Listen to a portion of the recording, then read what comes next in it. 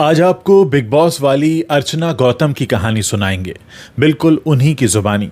असल में हाल ही में उन्होंने एक इंटरव्यू दिया है और अपनी कहानी सुनाई है। बस वही कहानी मैं आपको यहाँ सुनाने जा रहा हूँ।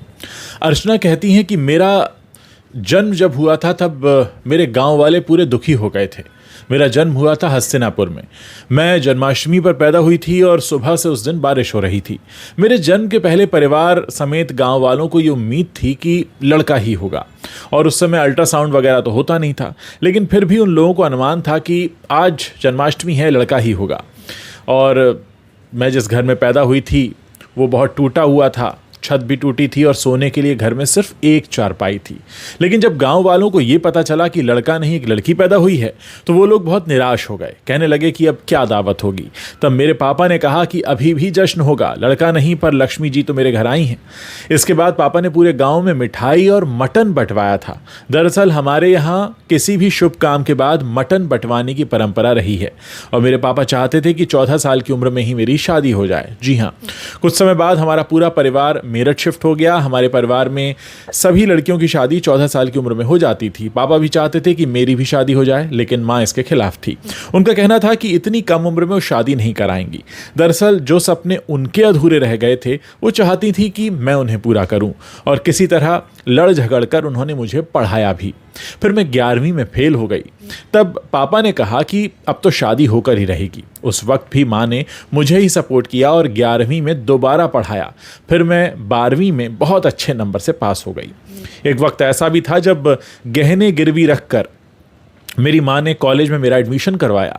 12वीं के बाद माँ ने भी अपने हाथ खड़े कर दिए। उन्होंने कहा कि अब वो मेरी मदद नहीं कर पाएंगी, लेकिन मेरे सपने तो बहुत बड़े थे। मैं मेरठ के IIMT यूनिवर्सिटी से पढ़ना चाहती थी। ये बात जब माँ को बताई तो उन्होंने फ़ीस पता करने के लिए कहा। वहाँ पर एक सेमेस्टर की फ़ीस 25,000 रुपये थी। माँ ने कहा कि वो इतने रुपयों की व्यवस्था कैसे कर पाएंगे। हालांकि वो भी मुझे आगे बढ़ता हुआ देखना तो चाहती थी। फिर उन्होंने अपने गहने गिरवी रख दिए और कॉलेज की फ़ीस भर दी। फिर बाकी सेमेस्टर की फ़ीस मैंने अपने स्कॉलरशिप से भरी। तो मुझे स्कॉलरशिप का ये फ़ायदा हुआ कि मुझे अपने माँ के पैसों का इस्तेमाल नहीं करना पड़ा। और फिर माँ के इन्हीं गहनों को छुड़ाने के लिए मैंने कॉल सेंटर में नौकरी भी की। माँ ने गहने तो गिरवी रख दिए थे, लेकिन उन्हें छुड़ाना भी बहुत ज़रूरी था। इसके लिए मैं एक टेली कॉलिंग सेंटर में जॉब करने लगी। यहाँ मुझे हर महीने 6,000 रुपये मिला करते थे, लेकिन इंग्लिश न आने की वजह से मैं अपना टारगेट पूरा नहीं कर पाती थी। इस कारण मुझे नौकरी से निकाल दिया गया। फिर मैंने दूसरी जगह नौकरी की जहाँ पर 12,000 रुपये महीने मिलते थे। कुछ समय बाद ये कंपनी ही बंद हो गई। शायद भगवान की भी ख्वाहिश थी कि इन चीज़ों पर ध्यान लगाकर मैं मुंबई चली जाऊं।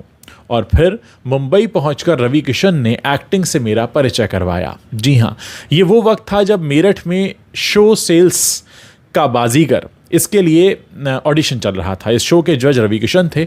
मैंने भी बिना कुछ सोचे इसका ऑडिशन दे दिया और ऑडिशन के दौरान रवि किशन ने कहा था कि मैं एक बेहतरीन एक्ट्रेस बन सकती हूँ। उनकी ये बात सुनकर मैं हैरान रह गई। मैंने कभी सपने में भी एक्टर बनने के बारे में तो नहीं सोचा था। लगता था कि इतनी खूबसूरत तो नहीं हूं कि एक्टर बन जाऊं। हालांकि उनकी बातों ने मुझे बहुत हौसला दिया था और मुझे लगा कि मैं कुछ बेहतर कर रही हूं। अब इसी बीच मैं इस रियलिटी शो को बीच में ही छोड़कर मुंबई आ गई। यहाँ पर मेरी मुलाकात रवि किशन से हुई। उन्होंने वादा किया कि वो मेरे लिए कुछ ना कुछ ज़रूर करेंगे, पर इस मुलाकात के बाद उनका कभी कॉल नहीं आया। 1 महीने तक जब उनका कॉल का इंतज़ार करती रही, कॉल नहीं आया, तो मैंने सोचा कि शायद किसी काम में बिजी होंगे, इसलिए कुछ कर नहीं पाए। फिर असल में मेरा एक मुंबई आने का भी किस्सा है जो मैं आपको सुनाना चाहती हूँ। मुंबई आने के लिए असल में मेरे पास बहुत ज़्यादा पैसे तो थे नहीं। तभी किसी आंटी के अकाउंट से मेरे अकाउंट में 25,000 रुपये आ गए। इन पैसों को मैंने तुरंत ही निकाल लिया और कुछ पैसे माँ के गहने गिरवी रख कर इकट्ठा कर लिए, जिसके बाद मुंबई आ गई। और मुंबई में मेरा वास्ता कुछ ठग लोगों से पड़ गया जिन्होंने मुझे बंधक बना लिया। असल में इन्होंने 10 लाख रुपए फिरौती की डिमांड भी की थी, और ये असल में दूसरा किस्सा है। और मामला कुछ ऐसा था कि मैं मुंबई आई थी और मुझे कुछ ही दिन हुए थे। यहाँ के बारे में ज़्यादा जानती नहीं थी। एक दिन कहीं जा रही थी, तभी एक गाड़ी से कुछ लोग आए और उन्होंने खुद को CBI अफसर बताया। फिर पुलिस स्टेशन चलने के लिए कहा। पुलिस का नाम सुनकर मैं घबरा गई और मैं उनके साथ गाड़ी में बैठ गई। कुछ समय बाद मुझे पता चला कि वो लोग ठग हैं। उन्होंने मेरे सारे गहने उतरवा लिए। फिर 10 लाख रुपए की फिरौती की डिमांड की। उस समय मेरे पास इतने पैसे थे नहीं। मुंबई में तो मैं स्ट्रगल कर रही थी। फिर भी उनको मैंने सच बता दिया कि मेरे पास सिर्फ 2 लाख रुपए हैं। वो इतने में ही तैयार हो गए और घर से उन पैसों को उन्होंने मंगवाने के लिए कहा। फिर मैंने अपने भाई गुलशन को कॉल किया और 2 लाख रुपए लेकर एयरपोर्ट के पास आने के लिए कहा। भाई भी उस लोकेशन पर थोड़ी देर में पहुंच गया और वो ठग मुझे वहां पर ले गए। मैं गाड़ी में ही बैठी रही। फिर उनमें से एक आदमी ने पैसे लेने के लिए भाई की तरफ हाथ बढ़ाया। तभी मैंने चिल्ला दिया कि गुलशन उसे पैसे मत देना, वो ठग है। ये बात सुनकर गुलशन ने उस आदमी को पकड़ लिया और इधर मैं किसी तरह दूसरे ठगों से बचकर कार से बाहर निकल आई। तो कुछ ऐसी फिल्मी कहानी है मेरी। इसके बाद गुलशन और मैं उस आदमी को पुलिस स्टेशन ले गए, जिसे गुलशन ने दबोच कर रखा था। पहले तो पुलिस वाले इस बात की शिकायत दर्ज ही नहीं कर रहे थे, लेकिन बाद में उन्होंने मेरी बात मान ली। अर्चना बताती हैं कि इंग्लिश ना आने की वजह से उन्हें कई बार रिजेक्शन मिला, कई बार उन्हें नीचा दिखाया गया। वो बताती हैं कि मुंबई में काम करने के लिए मुझे बहुत स्ट्रगल करना पड़ा। शुरुआत में मैंने एक शो के लिए ऑडिशन दिया था और मेरा सिलेक्शन भी हो गया था। यहाँ पर 3 दिन का शूट था और इसके लिए 3,500 रुपये मिले थे। इसके बाद मेरे पास काम की कमी हो गई। जब मैंने इंडस्ट्री में कदम रखा तो सबसे पहले इंग्लिश ना आने की वजह से मुझे बहुत सारी चीज़ें फेस करनी पड़ी। लोग मुझे कभी अनपढ़ बोलते थे, कभी गंवार बोलते थे और ये कहते थे पहले जाओ इंग्लिश सीख कर आओ, फिर काम मिलेगा।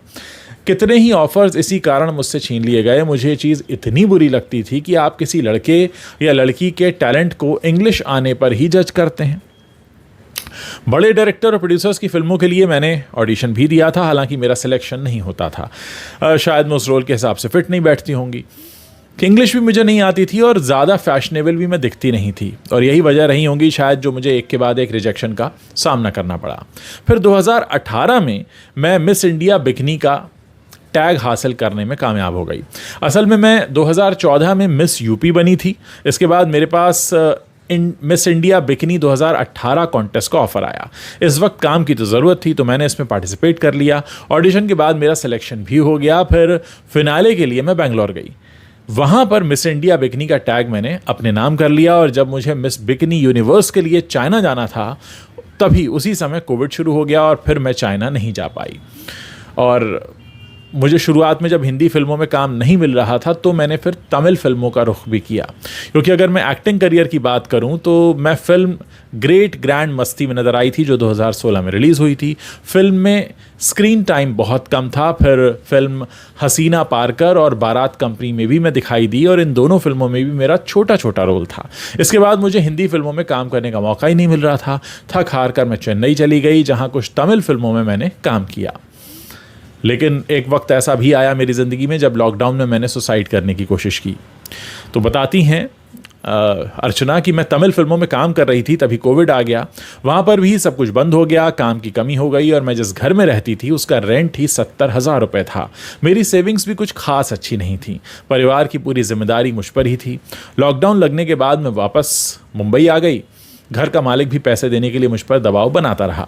हर जगह से मैं हार गई थी और कुछ समझ में नहीं आ रहा था। एक दिन घर की बालकनी में मेरा मन हुआ कि मैं इस घर की बालकनी से ही कूद जाऊं। ऐसा मुझे ख्याल आया और मैं कूदने ही जा रही थी कि तभी मेरी माँ आ गई। उन्होंने मुझे रोक लिया और फिर मुझे समझाते हुए कहा कि मरने से हर परेशानी खत्म नहीं हो जाती, इससे लड़ो और आगे बढ़ो। माँ की इस बात ने मुझे बहुत हौसला दिया और फिर मैंने सारे बुरे ख्याल छोड़ दिए। जब मैं राजनीति में आ रही थी तो लोगों ने कहा कि बिकनी पहनने वाली क्या नेता बनेगी। मैं एक्टिंग करियर के बीच में ही राजनीति में आना चाहती थी। दरअसल हुआ कुछ यूं था कि मैं किसी तमिल फिल्म की शूटिंग कर रही थी और उस दिन सेट पर मेरे पापा भी मौजूद थे। तभी पास के गांव से एक शख्स आए जिन्हें देखकर लोग उन्हें विधायक जी कह रहे थे। मैंने पापा से कहा कि ये विधायक हैं और बड़े नामी नेता हैं। पापा मुझे देखने लगे और कहा कि तुम जानती हो कि विधायक की ताकत क्या होती है। फिर उन्होंने कहा कि ये विधायक नहीं सरपंच हैं। फिर उन्होंने विधायक के बारे में बताया और कहा कि तुम भी विधायक बन सकती हो। इसके बाद मेरे पापा ने प्रियंका दीदी के ऑफिस ईमेल किया। प्रियंका दीदी यानी प्रियंका गांधी। हमारी मीटिंग फिक्स हुई और जब मैं दीदी से मिली तो दीदी को मैं बहुत पसंद आई। बेबाकी से बात करना उन्हें काफ़ी अच्छा लगा और कुछ मुलाकातों के बाद उन्होंने मुझे 2022 उत्तर प्रदेश विधानसभा चुनाव के लिए हस्तिनापुर जो विधानसभा क्षेत्र है वहाँ से टिकट दे दिया। हालांकि मैं ये चुनाव हार गई थी। जब मैं चुनाव में उतरी तो लोगों ने बहुत मुझे ट्रोल किया। लोग कहते थे बिकनी पहनने वाली क्या नेता बनेगी। इस पर मैंने लोगों से कहा था कि क्या जो लोग एक्टर होते हैं क्या वो नेता नहीं बनते। हेमा मालिनी हैं, सनी देओल हैं, ये सब के सब राजनीति में सक्रिय हैं। मैं अभी राजनीति में बहुत ज़्यादा एक्टिव नहीं हूँ, लेकिन 10 साल के बाद मेरा पूरा फोकस इसी पर होने वाला है। फिर जब बिग बॉस का ऑफ़र आया तो मैं वहाँ जाने से डर रही थी। शो के बारे में लोग कहते हैं कि वहाँ पर पर्सनल लाइफ की धज्जियाँ उड़ाई जाती हैं। शो के लिए हाँ करने से पहले मैंने प्रियंका दीदी से पूछा, उन्होंने कहा कि मुझे जाना ही चाहिए। इसके बाद मैंने शो के लिए हाँ कर दिया और फिर मैं तीसरी बार रनर अप भी रही। फिर इसी साल खतरों के खिलाड़ी में भी मैं दिखी। तो मैं अपनी ये कहानी इसलिए सुना रही हूँ, अर्चना कहती हैं, ताकि जो लोग छोटे शहरों में रहते हैं और बड़े सपने लेकर जीते हैं, उन्हें कभी भी ये ना लगे कि जो सपने हैं वो सिर्फ बड़े लोगों को देखने का हक है। सपनों पर किसी का हक नहीं होता। आप एक बार सपने तो देखिए, एक दिन आप उन सपनों को सच होता हुआ भी देखेंगे। तो दोस्तों, कैसी लगी आपको अर्चना गौतम की ये कहानी? आप जल्दी से नीचे वीडियो में कमेंट करके मुझे बताइए। मैं आपके कमेंट्स पढ़ने की प्रतीक्षा कर रहा हूँ। साथ ही ये भी बताइए कि क्या आगे भी आप और इस तरह की कहानियाँ हमारे प्लेटफॉर्म पर सुनना चाहते हैं।